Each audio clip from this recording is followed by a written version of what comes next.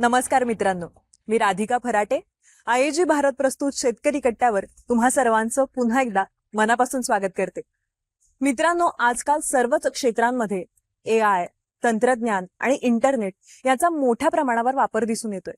मग यामध्ये आपला सर्वात जुना व्यवसाय म्हणजे शेतीनं तरी मागे का राहावं? आजची शेती ही केवळ निसर्गावर अवलंबून नाहीये, तर ती तंत्रज्ञानाशी जोडलेली आहे. आजची शेती केवळ अनुभवावर नाही, तर अचूक मोजमापांवर चालते. त्यामुळेच ती अधिक अचूक, अधिक स्मार्ट आणि अधिक फायदेशीर आहे. GPS म्हणजे ग्लोबल पोझिशनिंग सिस्टीम हे शेतमोजणीसाठी वापरलं जातच, पण त्याही पुढे जाऊन ट्रॅक्टर किंवा इतर यंत्रांची निश्चित दिशा आणि पेरणीची योग्य अंतर यासाठी सुद्धा वापरलं जातं. यामुळे खतं, बियाणं आणि मजुरी या तिन्हींची बचत होते. त्याचप्रमाणे शेतजमिनीमध्ये जे ओव्हरलॅपिंग होतं ते सुद्धा कमी होतं आणि शेतीचा प्रत्येक इंच योग्य वापरात येतो. दुसरी गोष्ट आहे सेन्सर्स. हे सेन्सर्स मातीतील आर्द्रता, तापमान, pH, प्रकाश आणि पोषण मूल्य यांचं थेट अचूक मोजमाप देतं. हे सेन्सर्स शेतजमिनीवर मातीत बसवले जातात आणि ते आपल्याला रिअल टाइम डेटा म्हणजे प्रत्यक्ष वेळात माहिती देतात.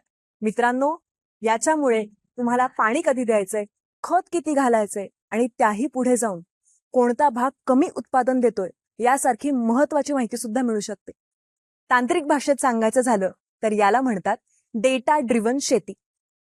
GPS आणि सेन्सर्समुळे शेती अचूक तर होतेच, पण त्यापेक्षाही अधिक महत्वाचं म्हणजे ती अधिक शाश्वत, फायदेशीर, किफायतशीर आणि वैज्ञानिक दृष्टिकोनातून प्रभावी ठरते. जर आपल्या आजच्या शेतकऱ्याला या तंत्रज्ञानाची जोड मिळाली तर आपली शेती आज भरभराटीला येईल. त्यांना ही मदत खूप मोलाची ठरू शकते. मित्रांनो, त्यामुळे हा व्हिडिओ आपल्या शेतकरी मित्रांपर्यंत नक्की नक्की पोहोचवा. आणि जर तुम्हाला व्हिडिओज आवडत असतील आणि अशीच माहिती घ्यायची असेल तर आयजी भारतच्या इंस्टाग्राम आणि फेसबुक पेजला फॉलो करायला विसरू नका. यूट्यूब चॅनलला देखील नक्की सबस्क्राईब करा. भेटूयात लवकरच नवीन व्हिडिओमध्ये नवीन माहितीसह.